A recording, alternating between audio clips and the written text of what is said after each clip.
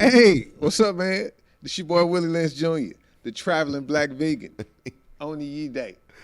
And we back for another episode of All the Way Live with me, nigga, Willie Lynch Jr. And look, I told y'all, man, like, this podcast is something new. It's different. One minute we're going to give you health. We're going to give you entertainment. Sometimes we just going to be here just talking cash shit, you know. And I love interviewing legends. And the guest I got today is a legend. This is one of my OGs. This is somebody, man, like, it's no way to explain him. Just the operative word is legend.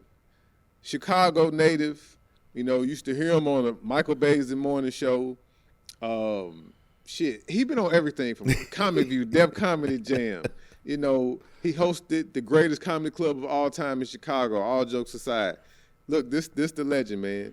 Y'all show some love. Start clap right now. But the stress reliever, George Willborn. Thank you. No. What up, Hey, OG? what's up, man? How you feel, homie? Oh, man, Good. I'm better since I seen you, man. Yeah, same here, man. Why your daddy write that letter? Ah! That ain't my father. Hey, look, when I first started going by that shit, my grandmama saw me on TV. She said, nigga, who the fuck is Willie Lynch? Your name ain't no Willie Lynch. I said, Grandma, miss the stage. Nah, that ain't Good to see you, man. Same here, man. Thanks for coming through, man. Of course, man. Much continued success to you, man. So proud of you, man. You healing people through laughter and through natural herbs, man. And that's just awesome. So when you call me, of course, I got your back, bro. But yeah, man, again, number one, I'm glad you're here, bro. Like, you mean a lot to me, and I wanted to have you on my platform because one of the goals for me with this podcast, besides me just talking the shit I be talking, because everybody kept saying, nigga, fuck Facebook and Instagram Live, nigga. Even though I don't agree with half the shit you say, you interested. So get a podcast. And so I wanted to use my podcast to talk my shit. Yeah. But at the same time, I'm a comedian before I'm any of these things. And I wanted to sit down and talk to some of the people who I look up to and people I admire. And you one of them, bro. Appreciate it. Just even when I became the host of Jokes and Notes, I remember asking you, like, bro, what the fuck do I need to do? Because I kept hearing, because I wasn't around back in the day, all jokes aside. All jokes, yeah. And they kept telling me, man, George is the standard. And so, again, first of all, welcome. Thank you. And, like, I know we done talked a bunch off camera. Yeah. And I want to hear some of them stories. So, Okay. But first, before we get, what you doing now? Where you at now? I know you I'm in Atlanta now. I left Chicago about 12 years ago. After I got a divorce, and I met an incredible woman, Portia Riley, and we had a wonderful son, Mason Noah Willborn. And shortly after he was born, I moved from Chicago to Manhattan, New York. And shortly after that, maybe about a year or some change, I went from Manhattan to D.C. Took a job at Howard University at WHUR. For the 6th time, I'm like the Billy Martin of comedians that worked for Howard University. I'm like the Billy Martin from the Yankees. They just hire me, fire me. So. And what you doing there? Well, what were you doing? Radio? I was doing radio, WHUR radio station. I've worked for that station 6 different times, WHUR. Okay. So I left there and went back to New York, but I went to Brooklyn. And stayed there until I got an offer to come to Atlanta, where I'm at now. I've been there for the last 5.5 years. I took a syndicated radio job there with Rick Party and Sasha the Diva. And then 2 months after that, the pandemic hit, and everybody's life changed, you know. So, but I've been moving around, but I sat still in Atlanta the last 5 years because my son was getting older. And all of that traveling and ripping around wasn't giving him the stability that he needed, and the relationships and the getting him familiar with just dealing with kids his age, you know, that was important. So how old is he now? He's 10 now. Okay. And a genius and funny. Yeah. Wonder where you get that from. I have no clue, goddamn it. So tell me, man, like, you told me something on the way here that I did not know. Like, how did you get started in comedy, and where did you get started? Because it wasn't Chicago. Excuse me. No, it wasn't Chicago. It was Memphis, Tennessee. Started in Memphis, Tennessee, well over 3 decades ago, at a club called Sir Laughs a Lot. And I went and I saw, I quit my job. I was working at Sears Tower. I was a merchandise expediter, making 6 figures, but it was in the toy department. So my job was to check in, and log and separate all these different toys from across the world, because I worked for Sears World Trade, which was a company that was a subsidiary of Sears at the time. So I worked at the Sears Tower on the 50th floor. But my job was to check in toys and confectioning, like cookies and candy and all of that, every day. So I'm testing toys from Taiwan and from Singapore and all these different places. And everybody was doing regular work, and I'm riding around in motorized cars and stuff like that around the office. And it's fun, and it's as non-stressful as that job and career choice was. It was not what I was meant to do. And so I ended up just taking some vacation time and going to check on my sister in Memphis, Tennessee, because she had up and moved. And I went and ended up staying. I used all my vacation time, used all my sick days. Then I went on, then I took a leave of absence. Then finally my boss said, "You're not coming back, are you?" I said, "Nah, I'm going to send that last check." And then I went a few months later, waiting on that last check. Was kind of broke, very broke. Me and my sister, and her income tax check came. When that check came, you already know. Y'all know what happened when the income tax check come. We went out, got some clothes, got a haircut, and went to a comedy club. Saw the comedy. This guy named Johnny Walker was the headliner. And so after the show, I was pretty toasted and had no comedic etiquette at that time, because it was my first time ever going to a comedy show. So I saw Johnny and I said, "Hey, man, I thought you was funny, man. You're really good, but I think I'm funnier than you." And so luckily he didn't take offense to that. He said, "Man, if you think that, let's exchange numbers, and come on stage tomorrow night at the open mic." So I called him the next day. I sobered up. I said, "Man, I don't know nothing about no stand up. I just know I love making people laugh." So he came with me every day. He came over my house for 5 days, showed me how to write, showed me how to take things that's in my mind or my experiences, formulate them, put the stuff and put in the structure, put a punchline at the end, all the technical stuff for 5 days in a row. So the following week, I went to a club named Sir Laughs a Lot, to their open mic. But I didn't tell the club owner that I was never been on stage. I told him I was a comedian from Chicago and asked him if I can get 5 minutes. And he said, yeah. And Johnny knew him because Johnny worked that circuit, Johnny Walker. And so I went on stage, all white people, 30-something years ago. And I remember the first joke I ever told. I was like, first joke I ever wrote. I said, "Hey, what's up? My name's George Willborn. I can't believe I'm here at the home of the king. I'm originally from Chicago." I said, "I just moved here to Memphis, Tennessee, and I just cannot believe I'm living right here in the home of the king. Well, let's give it up for the king. Come on, give it up for him. Oh, yeah, B.B. King. That's right." So they thought I was talking about Elvis. I came and hit him with the B.B. So that was my first joke. Audience fell out laughing. They dying laughing. But 5 minutes went seamlessly. I killed it. Had no nerves, anything. That was on a Sunday night. And the club owner happened to also be a promoter who promoted shows in Mississippi and Arkansas and Tennessee and all of those states. And so he called me on that Tuesday. After 2 days later, he called me and said, "Hey, man, my host just canceled on me, and I got a show in Paragould, Arkansas on Thursday. I got 2 shows. Would you do it for $150? I said, yeah, I'd do it. He said, "You can ride with the other comedians," which happened to be Johnny Walker and some other feature act. So I was a stand-up amateur comedian Sunday, Monday, Tuesday, for 3 days. On the 4th day, I was on the road for less than a week. And then I went on the road making money and learning how to do it in Arkansas, Tennessee, and in Mississippi, and I did that for a year. Went to a truck driving school, got that grant money, left the school, cashed the checks, and came back to Chicago. I paid the grant money back already. That was years ago. Statute of limitations is up, guys. Yeah, and then when I came home, that's when Bernie and I we met, and we instantly kind of clicked and became quickly fast friends and eventually brothers.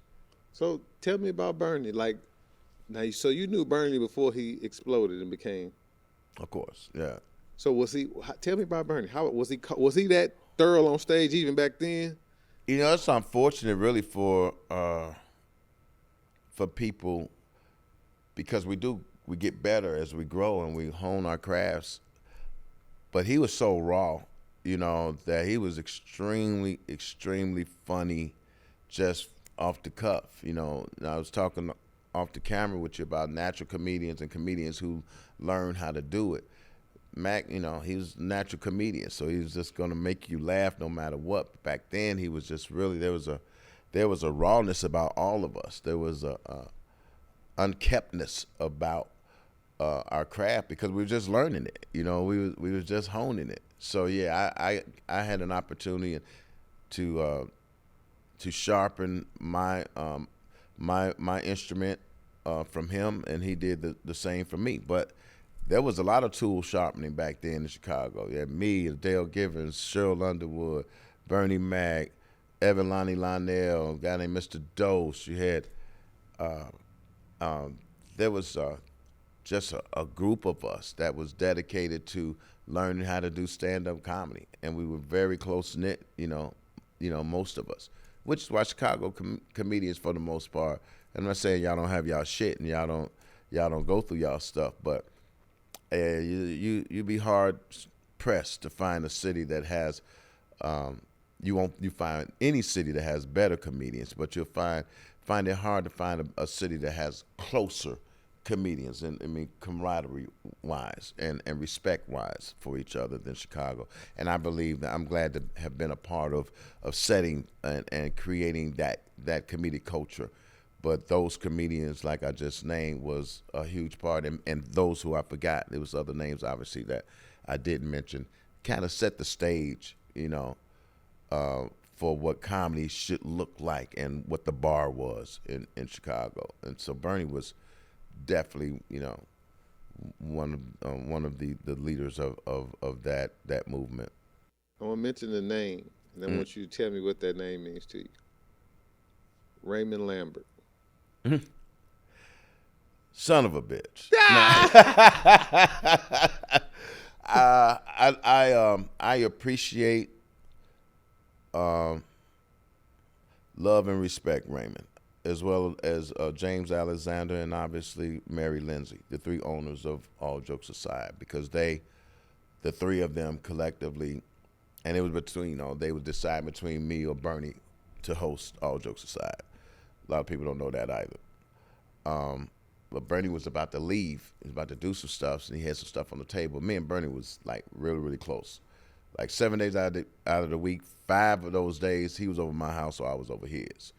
And so we both knew that the club was there and that the club was interviewing us. So I have a lot of respect for Raymond because he, not just because they chose me or whatever, but just for creating a space that was so incredibly needed, you know, at that time, and it's needed now, to be honest with you, you know. But back then, All Jokes Aside was the third black-owned comedy club in the country.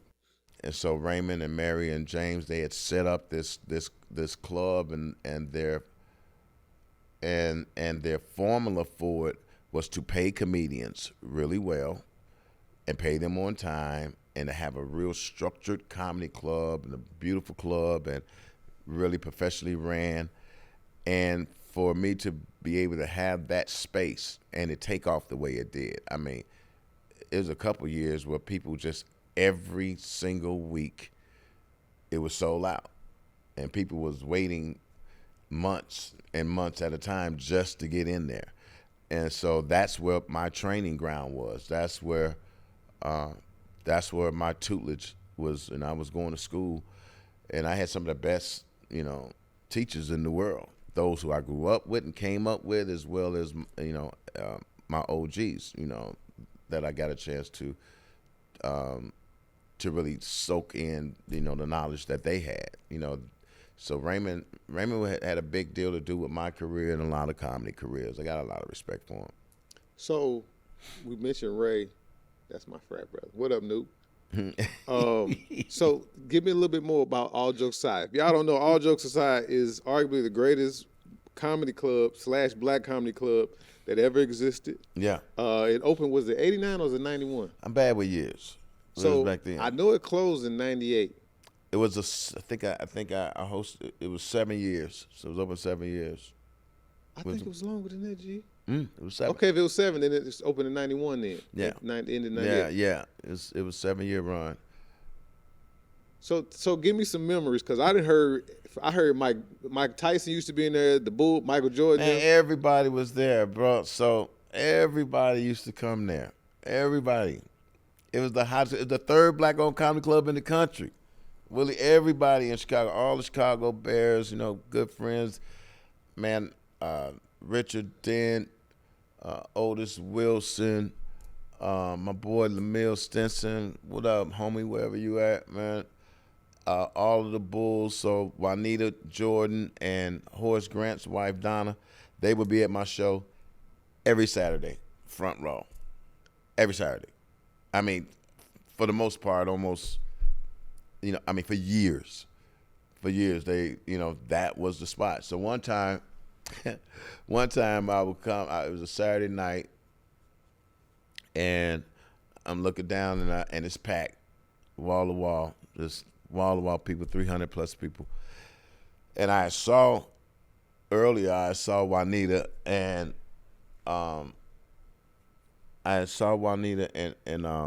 and Horace's wife, up front. Show hadn't started yet, and so when the show started and I got back on stage, I got on stage, they were gone. It's packed though, so I didn't think about it. So I'm killing it, the other comedians killing it. Headliner, before the headliner comes on, it's a rush in the room. You hear all this. Where was that? Who was that? So I'm on stage. I said, "Whoa, you know me, how I do it.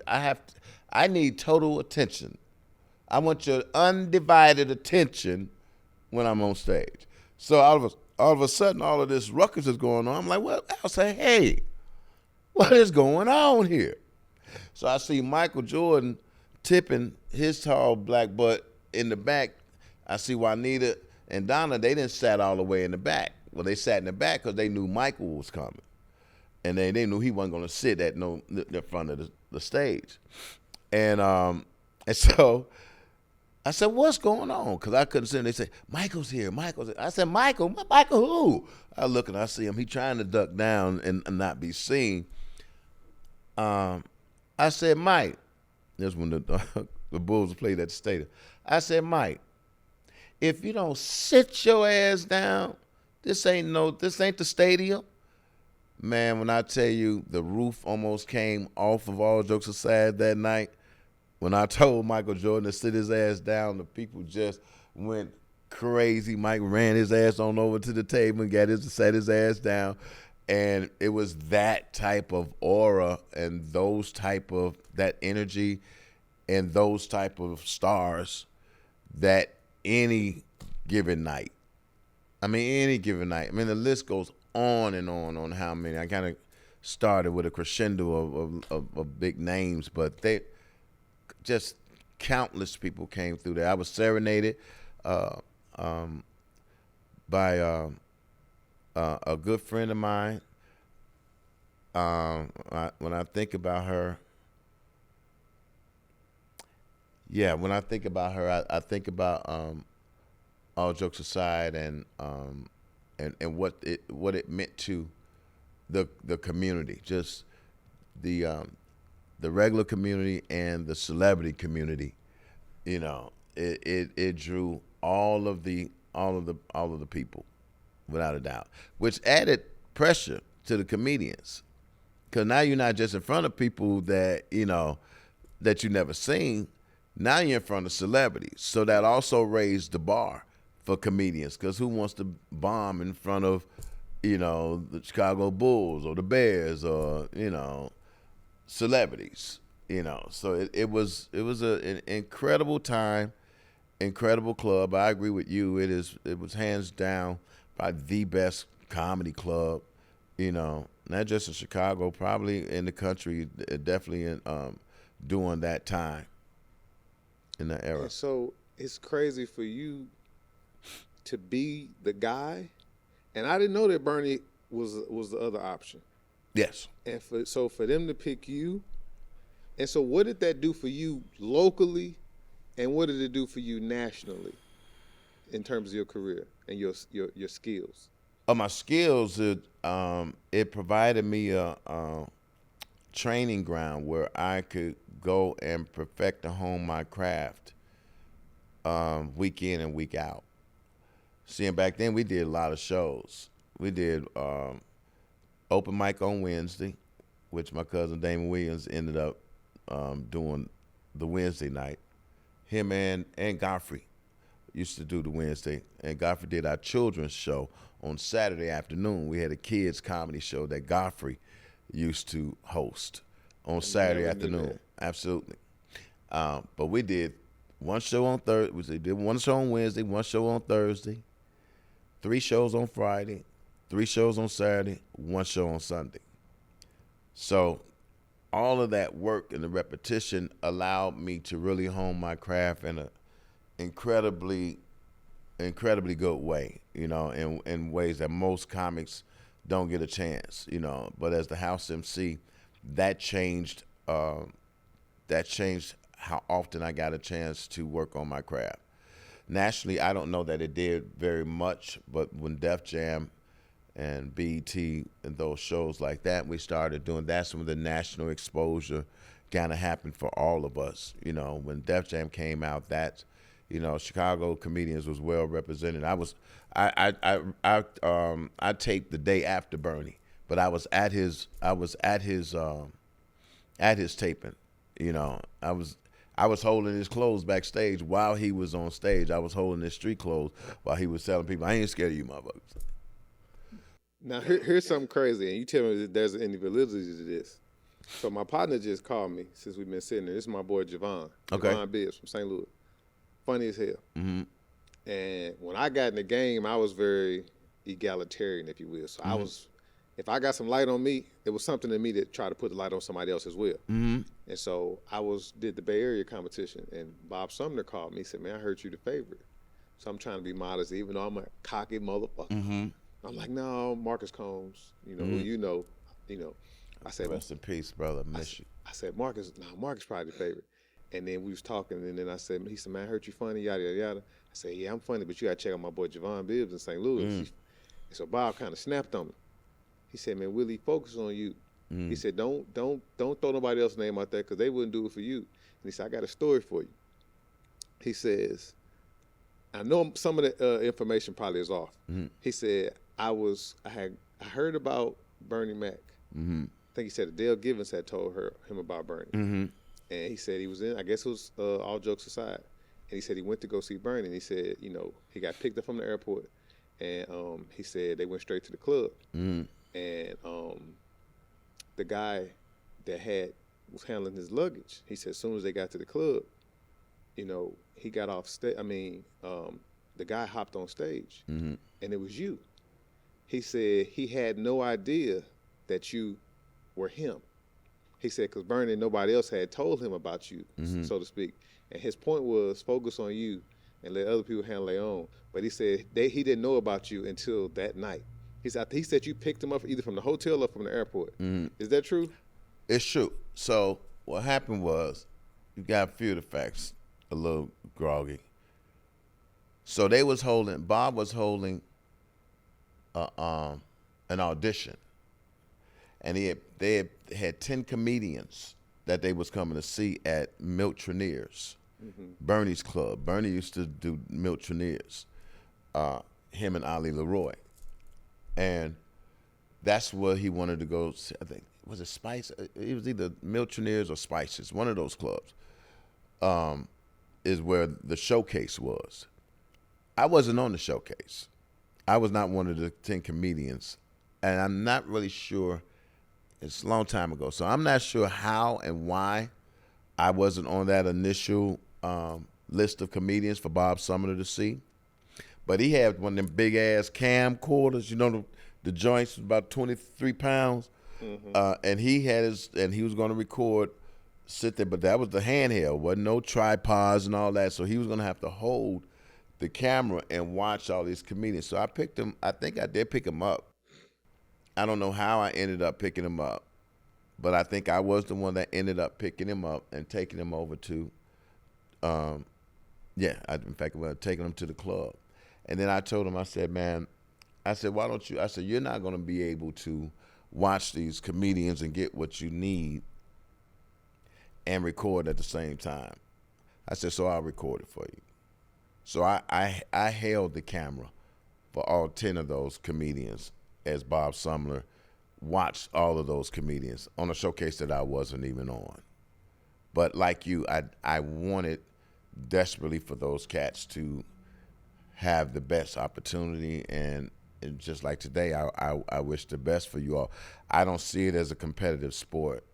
I really don't, even though I know that there's competitive nature in what we do and competitive nature just in life itself. But for me, we're in a gang, and we're a special group of people that only a smidgen, get an opportunity to do it. So I wanted that opportunity to be, I didn't want it to be missed out. I didn't want Bob to be distracted, and I wanted all those guys to have a really good chance to make the cut.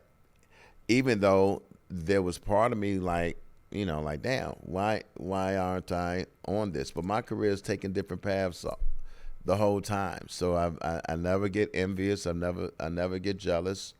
I never have. I won't sit here and say I don't wish that things may have progressed a little differently or maybe quicker, but I know that God things happen in divine order as well, and what's for me is for me. But I've never been a backstabber.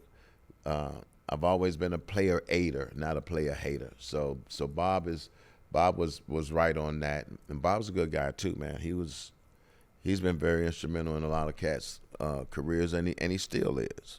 So that story was correct. I was a fool and held the camera for everybody else and let everybody else get seen while I sat there. But God eventually let me get whatever I needed to get done, and I got on Def Jam and did what I was supposed to do as well.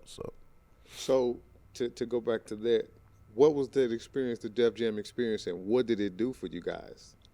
Well, it gave us national exposure, but it also gave us a chance to see and connect with other comedians in the country who are on that same level, or the level that those people who came and chose those comedians for those shows, they felt those particular comedians, they felt we were on a certain level. So you got a chance to rub elbows and garner relationships, and some of them to this day are lifelong. And some of the best friendships I have are from those Def Jam days, and I remember a picture with me and Michael Collier and Cedric the Entertainer, Ron, his Cedric's manager, Mike Bonner from Detroit, and we all had on our Midwest Dobbs or caps on, and we had our cold coats on, and it was just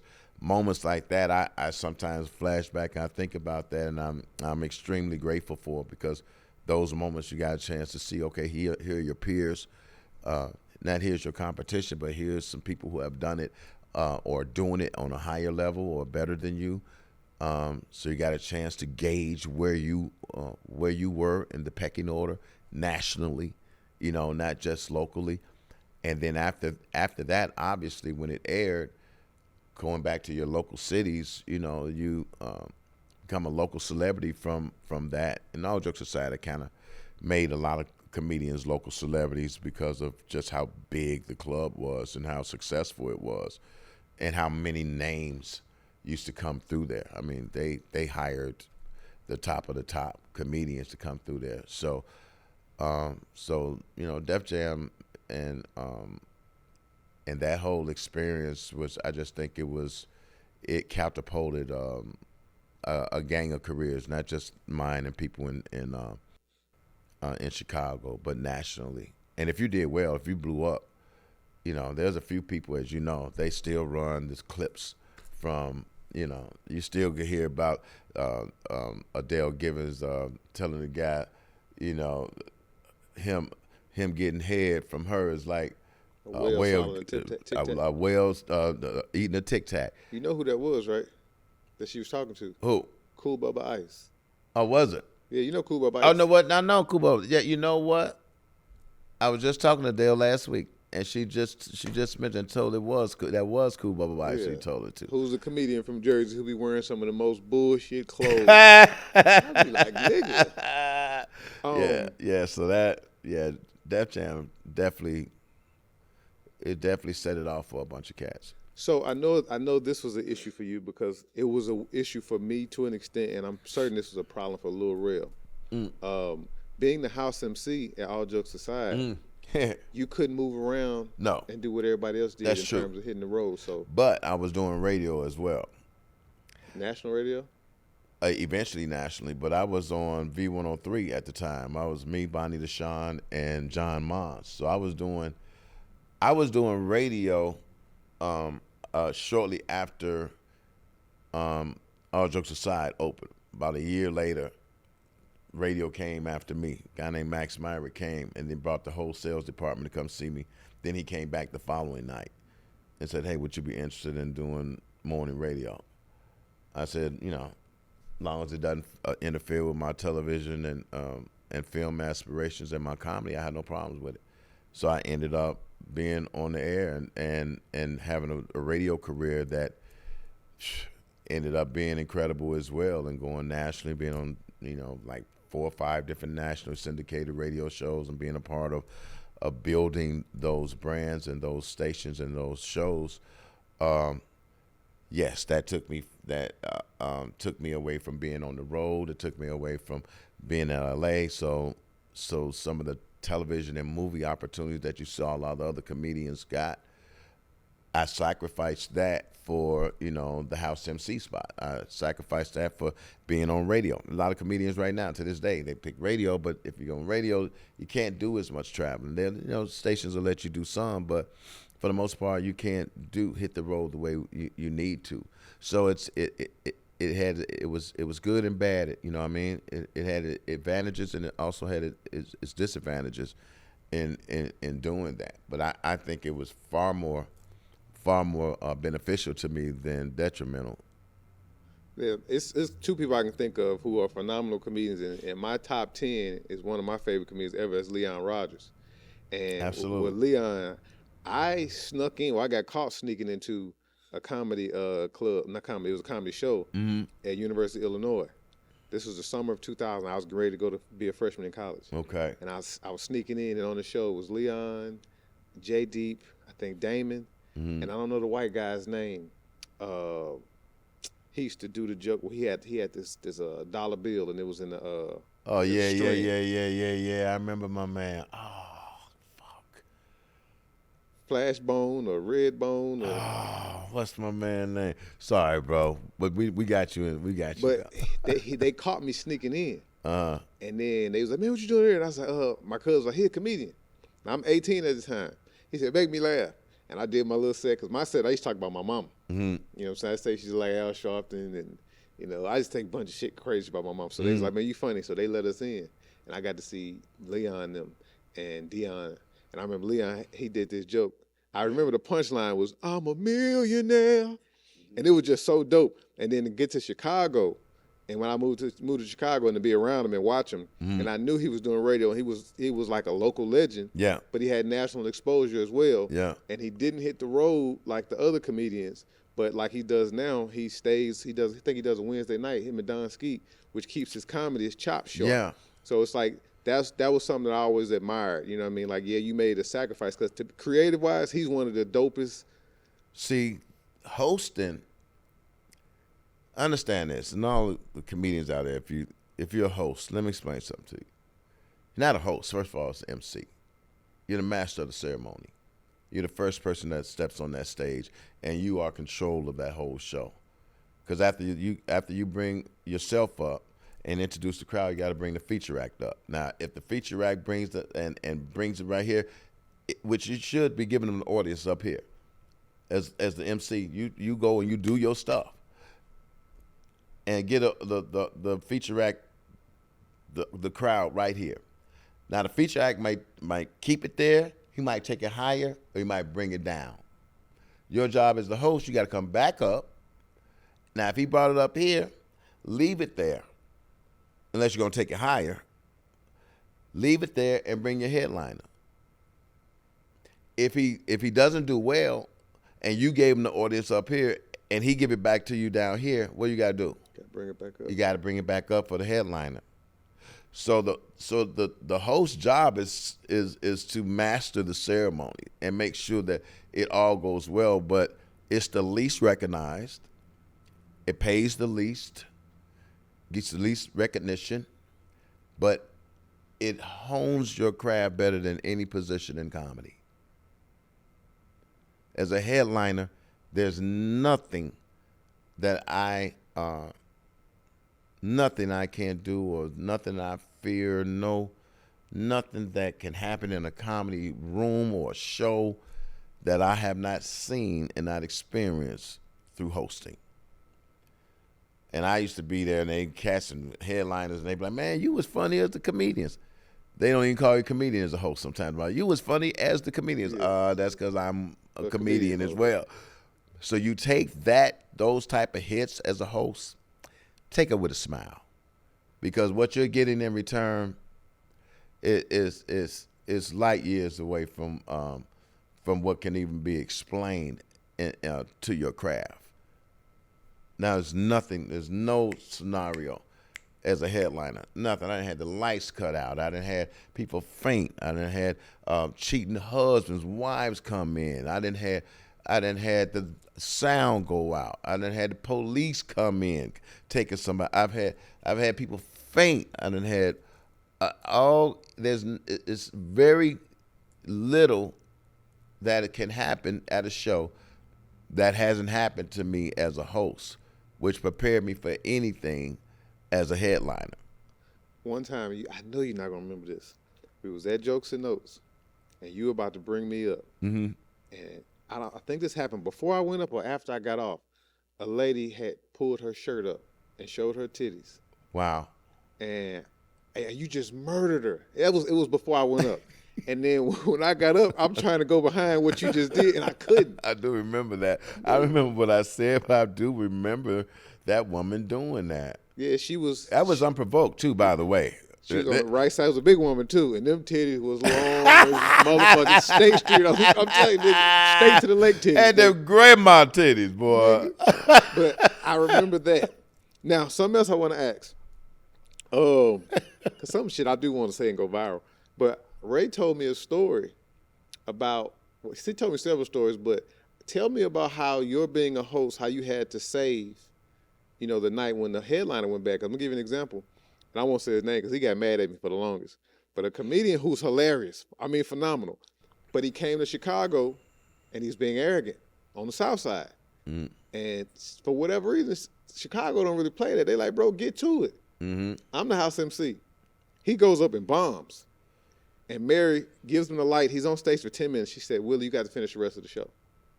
And I murdered before he went up. Mm-hmm. And I did like another 35, 40 after he had bombed. Mm-hmm. And he thought we set him up. And I'm like, bro, why would we do that? Right. You were being arrogant and you bombed. So was it a out-of-state comedian or a local? Mm-hmm. Out of town. Mm-hmm. Out-of-towner. He lived in L.A. Okay. Excuse me. And he's hilarious. Mm-hmm. But he was cocky as hell. And he was doing that on Southside. Yeah. So I heard stories about, like, for example, Chappelle. Not that Chappelle was being like this guy I was talking about, but they were saying that Chappelle, prior to the Chappelle show in the 90s, when Raymond was booking him as the headliner, he was doing the same material because you go back and look at his old set, but it wasn't resonating with black crowds. And Ray had to cut his time from an hour to like 20 minutes, and he said you used to have to make all of that shit up. Any remembrance of any of those? I remember all of that. It's a story I've never told. Give it to us, nigga. It's a story I've never told. It's something I've never talked about. But it happens. It happened a few times where top comedians came to All Jokes Aside. Like any comedian go to a different city, you're only as good as your last show. You know, and going to different cities have different styles. So somebody that's killing in New York, that is still an adjustment to come to Chicago, especially back then. Maybe not so much now. If you're coming from LA, there's still an adjustment. You know, if you're coming from Chicago to LA or New York, it's an adjustment. You know that when you move to New York, it's an adjustment that you have to make to a certain degree. So yes, those things happen quite a few times. I don't talk about it because there's a level of, I've never talked about it, but there's a level of I think humility that I want to keep, and I will keep.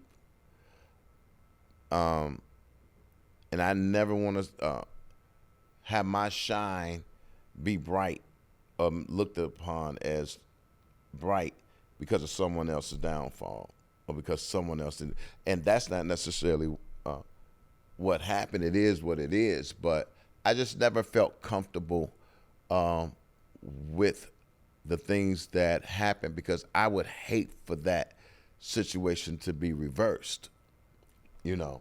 And thank God it never has been, but well, it did maybe once, but yeah, that has happened, and I won't name names, but that has happened several times where huge acts came in, and the Chicago audience gave them a time limit, and once that time limit was up, you know, then I had to come back and fill the rest of that time, which sometimes was as much as 30 plus minutes of the headliner's time.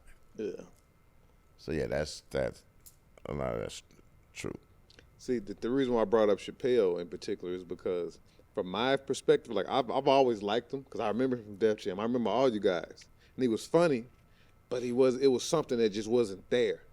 And to me, with black people, we didn't gravitate to Chappelle until the Chappelle Show.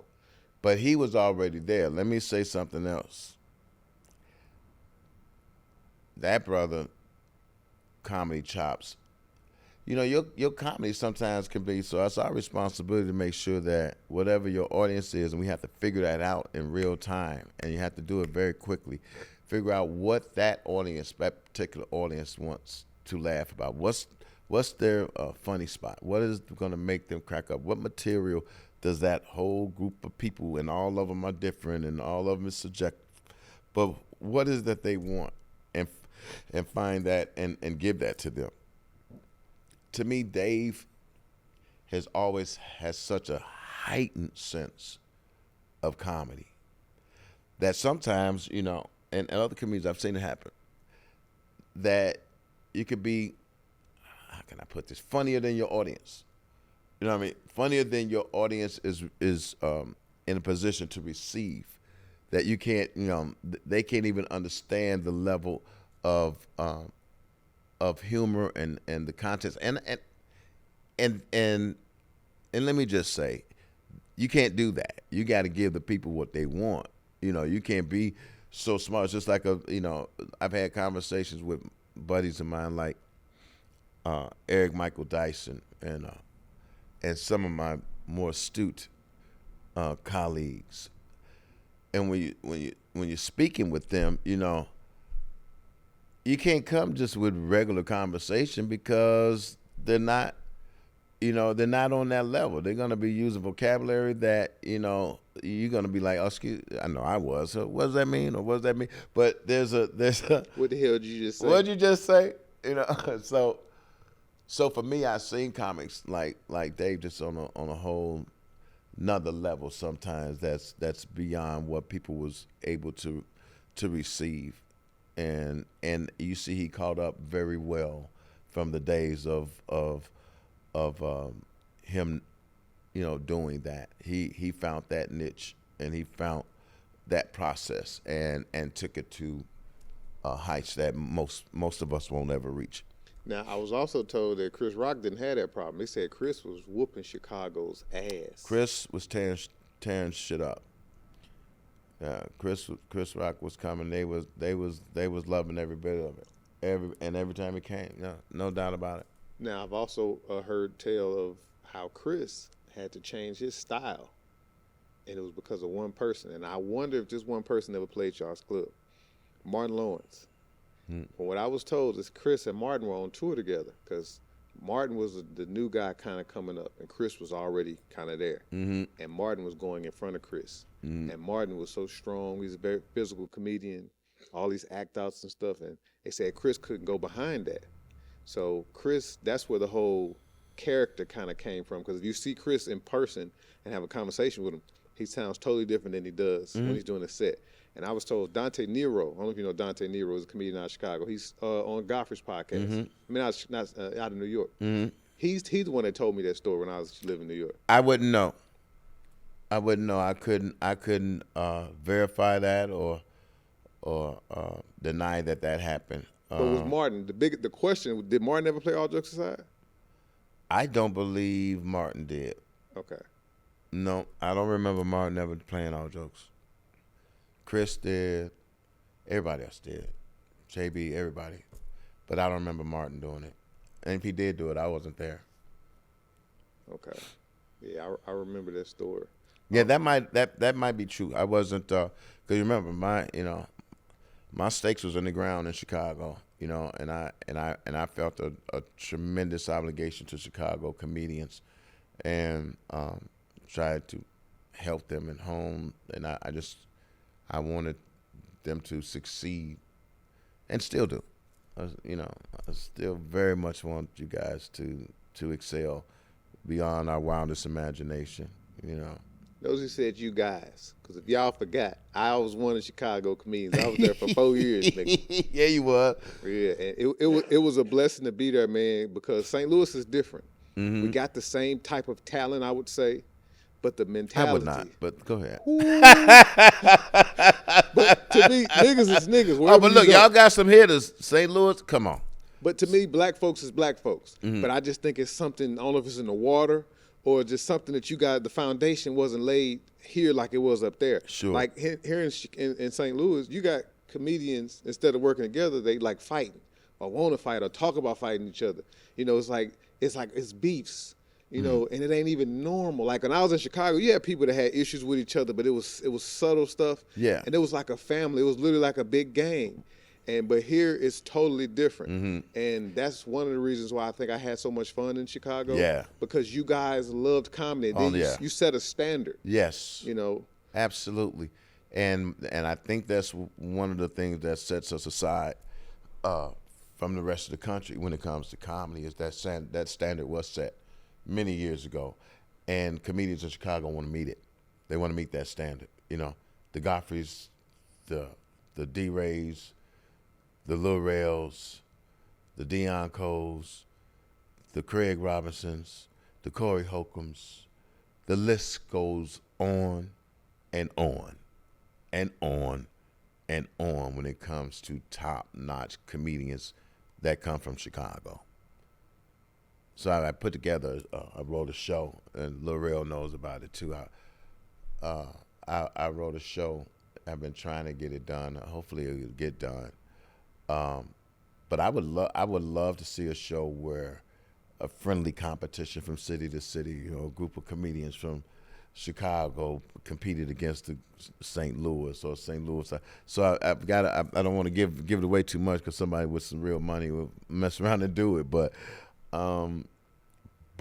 that was formed from years ago, and that is very serious to comedians from Chicago.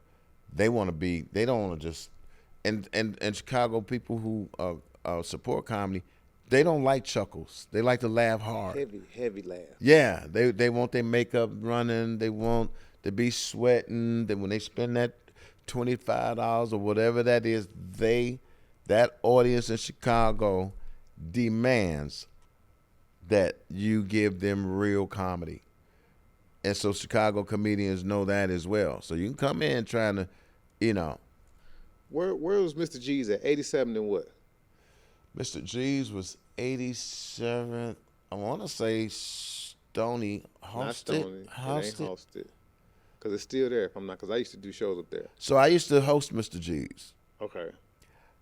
They do Stepper. They had Steppers Nights and everything, right? Yes. I just did a show. Man, what's my man's name? Ray Gregory. Used to he used to run that lounge. Mm-hmm. So years ago, he had hired Bernie to do a show for him. Ashland. Is it Ashland? 87 Ashland. Yeah. He had hired Bernie Mac to do a show for him. I think this was at 3Gs. I think this is right, if I'm not mistaken. And Bernie couldn't do it. But I mean, Bernie had something happen, and he had to cancel. But he called Ray. He said, "Hey man, I'm about to send this dude." He said, "I can't do it." He said, "But I'm sending my boy down there to do it for me." He's talking about me. He said, "I'm going to send George Willborn down to you, and he going to do that show for." So I did the show for Ray Gregory and ended up hosting it for every Wednesday night or wherever it was. This was before All Jokes Aside. This is when we were just doing lounges and clubs and actor studio and stuff like that. And I ended up hosting that. I think it was Tuesday or Wednesday night. But once again, Bernie, that me and him was that connection. When I won the comedy, when I won the Crown Royal Comedy Search, I won the first year that did Crown Royal, but it was right after Bernie won the Miller Lite. Yeah. But I had missed out on the Miller Lite, and so. Crown Royal came right after it, and so I was on top of that. So I called Bernie. I said, "Hey man," I said, it's a contest, another contest here in Chicago, the Crown Royal." He said, "Yeah, Holmes, I know about it." So I entered already. I said, "Man, I just got in it." I was like, "Cool, man, we're gonna be. Let's go. Let's right." He said, "Nah, man, well, Holmes, I'm gonna get out." I said, "What you talking about?" He said, "No, I'm gonna get out." I said, "Man, you're not gonna get out nothing. Let's just do what we do." He said, "No, I'm gonna get out, but you gotta promise me you gonna win it." And at that competition, we had to go to different places. So you'd have to go to Ray's spot, Mr. G's on the south side. Have to go to Mr. Lee's Chateau on the west side. Have to go to Red's on the east side. If each semifinal round was at a different location. Bernie went with me to each location. I won each of those, and then the finals was at the Regal Theater. Kim Coles hosted it. I won that competition. I said thank you to God, thank you to my family, thanks to Bernie who was in the audience. But 3Gs was, I believe, one of those. Mr. G's. I mean, Mr. G's was one of those spots that we used to go to. So I brought up Mr. G's, and I'm gonna say this, and then we're gonna take a break, and we're gonna close out with the last segment. We got commercials, and I got to pee bad in the moment. But I was at Mr. G's. It was me, Marcus Combs, Sherry Luckett, and Joe Blunt from Detroit was headliner. Joe. It's 2010. I'm still a baby. I had just made it to the finals, but I didn't win, at the Bay Area. Mm. And I'm ripping. I get off stage, dude say, "Man, you made my sister pee on herself." And I'm like, "Appreciate it, man." I'm laughing or whatever. About 2 minutes later, she come outside because I'm in a little hallway just kind of decompressing. Mm. She come out and say, "You are hilarious," and you just see her dress just wet. Wow. So I made somebody piss on themselves. Speaking of pissing on themselves, if I don't go out this order, I'm gonna be back, y'all. Give me 1 second. It's the Lou. It's the Lou.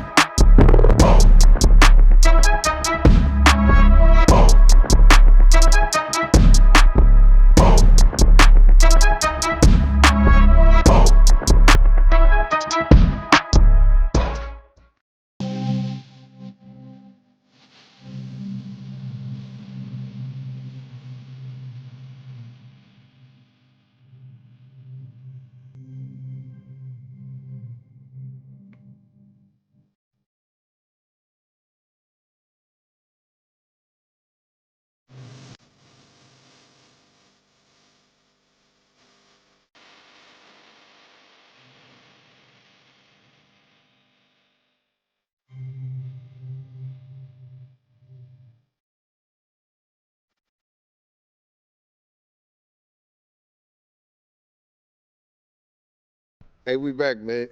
She boy Willie Lynch Jr, the traveling black vegan on the Ye Day. We all the way live, man. Got It's a the little peace podcast. spot right here. Who? Hey, I almost fell off. When I said I wasn't gonna make, bro, I was back there like, nigga, what the fuck I done? Your legs all You crossed. remember shit, nigga? And my pants already tight, nigga. So shit. But again, we here with the OG, the legend, George Willborn. It's a few things I just want to ask before we get up out of here, man. All right. Like, I know you were telling me earlier in the car about some of your mentors, and I did not know that these were your Yeah, mentors. man, So tell my me about that. mentors, and there were many, like my inspirations was like, from my generation, inspirations were obviously the comics I was seeing on television. So I loved Jerry Lewis and Paul Lynn and Jackie Gleason and dating myself, but I loved those comedic Carol Burnett, and I watched them and just it was something boiling inside of me. So when I started doing comedy, I ended up doing comedy and started doing hosting All Jokes Aside in particular.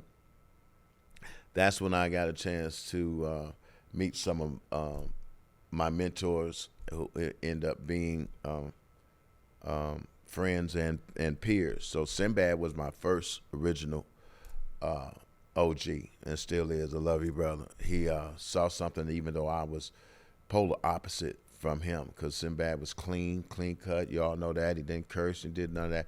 And I was not that.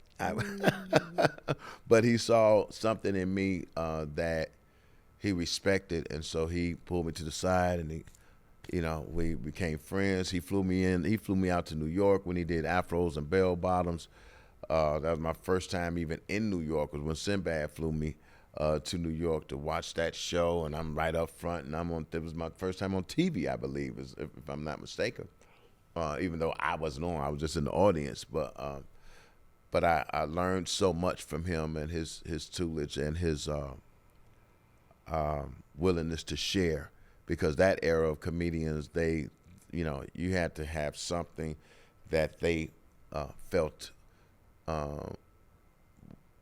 was worth sharing their knowledge with. So I was appreciative of him and Ronaldo Ray, who was another one of my OGs, and just would give me countless counsel and advice.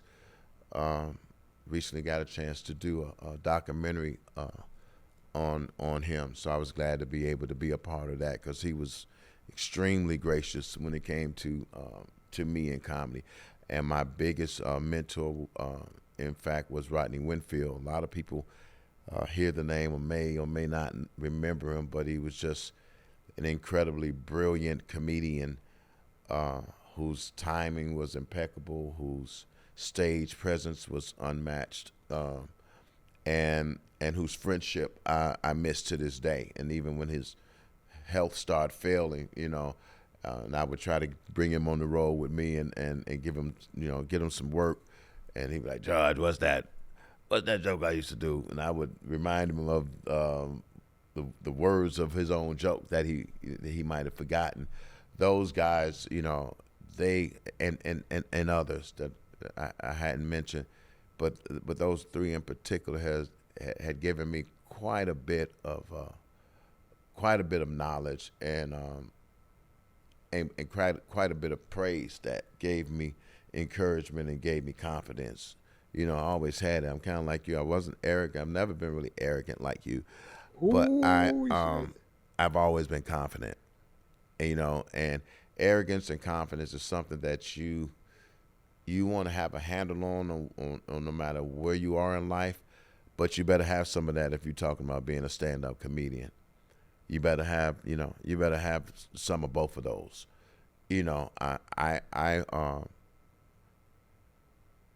I like being confident more than I like to be arrogant, but sometimes on that stage you need to be a little arrogant as well. So, I learned some of that stuff from those veteran comedians, man, and I've tried to pass that on to other comedians and be a good steward of this wonderful craft that we're honing together.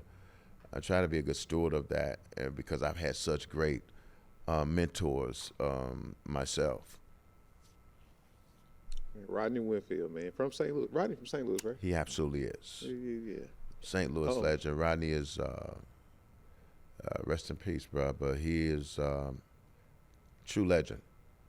I remember him on his set on Def Jam when he was talking about the Mexicans. He said, "Shit, I let him over here."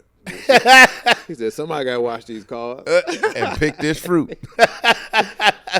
Yeah, he used to say some of the most outlandish things, and because I was taught from people like him and Ronaldo, not taught, but got a lot of my tutelage, and some of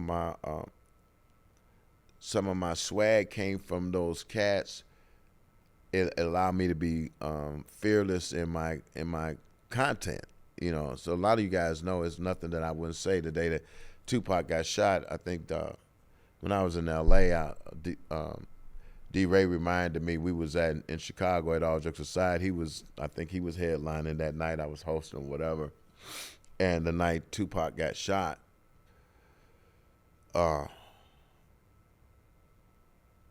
he said, "George, you remember the joke you told?" He said, "Because I was on stage. I don't remember how we had it because we didn't have the cell phone. I don't know how we got the news. I remember being on stage though, and once again the crowd was, it started going through the audience that Tupac got shot, and so I'm like, "Hey, what's going on? What happened?" And it's like, "Tupac got shot. Tupac Shakur got shot." I said, "What?" I said, well, one thing we know is that Tupac Shakur is two shot for sure.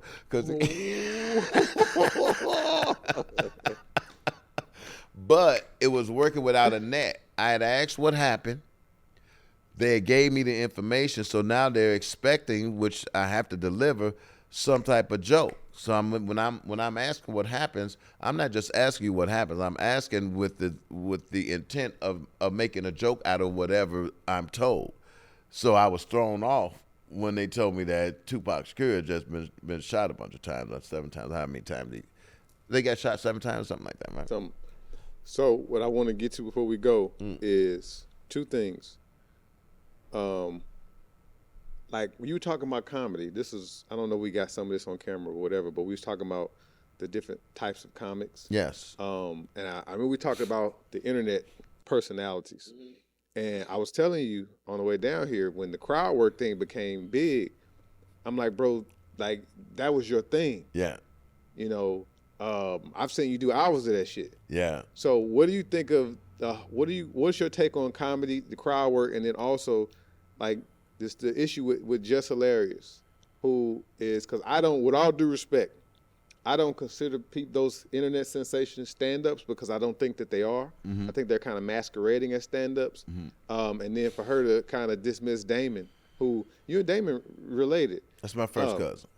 For her to dismiss him, like that shows you that you're not a part of this.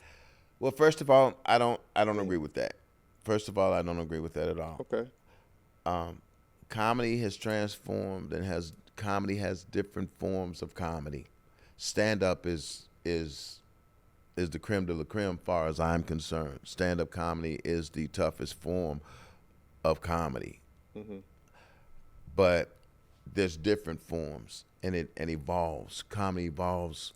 It has been evolving since the beginning of time. And so now that the internet is there, and I don't know, and I didn't see that and I don't know that Just Hilarious meant that as a diss to my cousin. To be honest with you, I don't think she did. I consider her a comedian. I consider DC Young Fly one of the funniest young stand-up comedians, even though he's huge on the internet. I've worked with Jess. You know, this was years ago, only once I believe, but she was very funny as a stand-up. I know she does skits and all that. There are some comedians that are social media comedians that if you put them on the stage and expect that same type of laughter 25 minutes into their set, you're not going to get that. And I think that's what a problem that a lot of comedians have is that, and they feel like some spots have been taken from. I don't feel that way. I feel that if there's another If it's another facet to our industry, then it's up to us to figure out how to navigate that and how to implement that into our arsenal, into our bag of tricks or our toolbox. It's not, it's not any different for you than it is for me. If we want to be a part of that, figure it out and go do that. Now, the same thing holds for a person that's killing it on internet, and you want the same type of skill set as stand-ups, then you got to go for that. You got to do the things that stand-up comedians do in regards to honing that part of your craft. But I'm a comics comic, man, for real. So it's gonna be hard pressed for me, and that's just a couple people that I've had issues with or who've had issues with me, be it my fault or theirs. But through it all, white, black, and Korean, Hispanic, I have all type of comedic friends from different cultures, and I appreciate and love and respect that journey from all of them. So I'm a little different when it comes, and I know a lot of OGs they do not feel that way when it comes to internet comedians or what have you. I just feel differently about it. I think it's enough room for all of us. I'm not an internet guy, but I've learned, and follow me at the Stress Reliever. My IG is the Stress Reliever or the Stress Reliever, depending on what school you went to. Same word. But I have to get in where I fit in. Some of these people love being on social media. They love seeing themselves and doing this and hey. And some people do. Some people it's cumbersome. It's cumbersome for me. It really is. But I have a healthy amount of respect for those who have found a way to do both and honing both. So for me, it wasn't. I don't think she was purposely being disrespectful. Number two, she might not just have not remembered Damon. I just even went there because of what I saw Damon posting, because he said she got mad, she blocked. They were going back and forth in the DMs since then. Oh, I didn't know all that. So that's what I was like. But my thing is, again, there are comedians because they're funny. Anybody that's funny and that's the comedian. But a stand-up, like you said earlier, that's a different ball game. Yeah. Like DC Young Fly, I've never met him. I know him. We talked on the phone. That's my man right there. Now, naturally funny. I don't know what his stand-up looks like. Oh, yeah, stand-up is tight, too. But I do know it, and from what I see of him, his humility is there. Mm-hmm. Like, because I know Carlos and Chico. Like, they'll tell you, I know people around him, they talk about how humble he is and how he wants to be great at this. Mm-hmm. So those are the ones you have respect for. Like, you can't knock them because the internet allowed them to be who they have become. Right. But it was like, you will never see DC Young Fly say, well, dismiss Damon like that. I wouldn't think so, and I don't know that just did that. And I'll be honest with you, I would have liked to have seen someone address Justice experience at that club, because that goes on, and that goes on with black female comedians who are treated a certain way or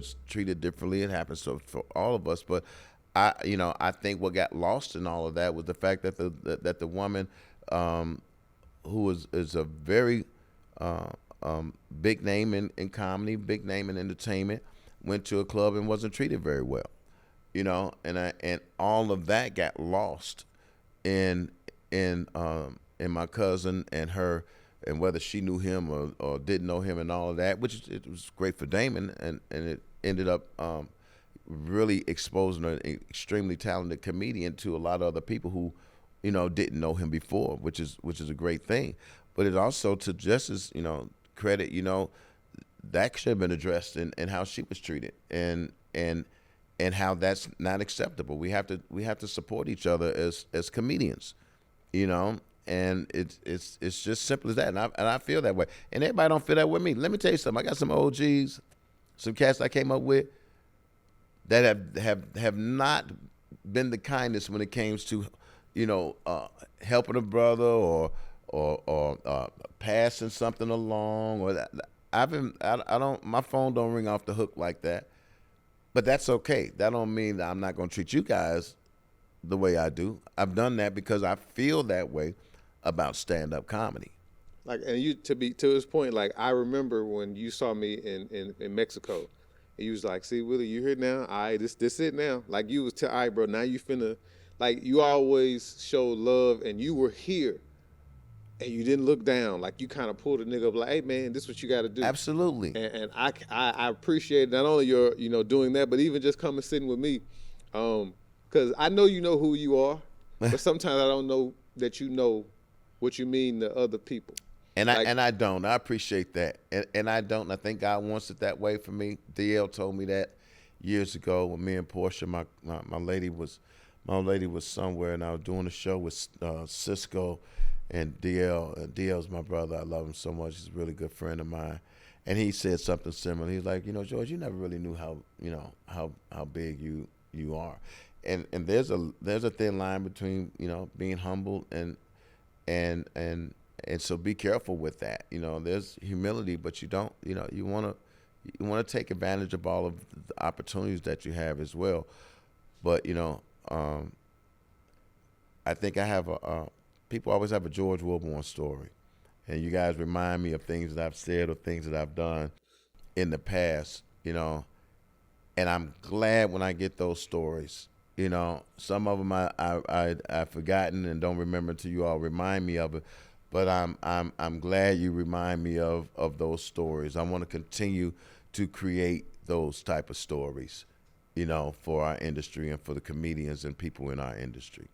Last one, I remember you came to St. Louis a couple of years ago and you hit me. You said, hey, man, you in town? Why don't you work with me? And I felt so bad because I was actually on the road doing something. I was like, damn. Like, people don't understand just even offering work, like what it means, even if it ain't a lot of money. It make you feel good, like for me to say, like, tonight, we're going to be at the winery. We're going to be at City Winery tonight. I called you tonight. I called you a couple of weeks ago. I knew you was here in St. Louis. I have been watching your rise in comedy. I've been watching you get funnier and funnier as these years go past. And that was a no-brainer. I'm like, let me hit my boy up and see if he's free and see if he's willing and want to do that. It wasn't a whole gang lot of money involved. I can pull a little something out of my pocket, but the opportunity to get in that room and to get those people seeing who you are. And now, hey, before you know it, Willie Lynch is headlining the City Winery because, that manager saw you a couple of times there. And they said, oh, wow. And you can let them know this is not just me opening up for somebody, because people that open up for me are true headliners themselves, So you're doing me a favor as well. Once again, it's that camaraderie of us, helping each other out, in a way that really should be natural for us, and it is for a lot of us. And for me, I hope to continue to be that way, And last thing, we're going to leave on this. You said you seen me during the pandemic tripping on the internet. Talk about that. Oh, my God. I don't know what. Listen, y'all. We can't go through no more pandemics with him. Now, I have known this brother many years, but he just lost it. He lost it during the pandemic. I was like, so what did you so mad about? You was so mad at everybody. Y'all there taking the jab. I hope you jab it in your throat. And I said, what is wrong with Willie? And then Lynch was so mad. He thought the world was about to end. That's what it was. He didn't know everybody was going to recover. I was scared, bro. I was. I think everybody was to a certain degree, Yeah. Great comedy came out of that, and great material came out of the pandemic. So, Well, look, man, this is another episode of All the Way Live with Willie Lynch Jr. Man. Today we had the legend, and again, the crazy thing, bro, is I don't think enough people. A lot of people know who you are, but I hope this introduces you guys to one of the baddest stand-ups ever, the greatest host ever. And we didn't really get into it. I think we got some off-camera stuff we might post about him in crowd work. Like, you talking about when you see people like, shout out to my boy Matt Rife, who's blown up, skyrocketed. Nate Jackson, who has his specials on comedies on Netflix right now. Mm-hmm. You talking about crowd work? Like, if you lived in Chicago, this was like, you would go out there sometime, wouldn't even do a set. You would just do mostly crowd work. Well, sometimes. I don't call it crowd work. I've always considered it something different, and it's a different skill set because some comedians, some are very much technicians at this jack, that joke, this jack, that. Working without a net is what I call it. That's when you go up and you have no idea what you're about to say. The audience has no idea what you're about to say, but the magic happens in front of you. So to me, that's the purest and the for me, gratifying part of comedy is when you tell a joke that you didn't know you was going to tell off the cuff or without a net or doing crowd work, and everybody in the whole crowd knows that this just happened in real time. That joke hasn't been ever told before. That is not the St. Louis joke told in Chicago. That was created from this atmosphere with these people in real time, and we all saw it happen at the same time. So it's the hardest form of laughter. You're not going to laugh harder than that. You're not going to get a harder laugh than that as a comedian. That's why so many people going for it. But it's also very, very difficult to accomplish, and it has Kazakami type consequences if you don't do well and when you fail. But I've taken a lot of pride in being able to talk about whatever, and sometimes I just let the audience. I'm like, okay, what you want to talk about, and they throw out the topic, and I start doing some comedy off of it. That's called being quick on your feet. And living in Chicago, as much as them niggas be gangbanging and shooting, you got to be quick. Hey, that's where I learned it. We are, man. Willie Lynch Jr. Y'all, George Willborn. Peace. Yeah, baby. No Prince.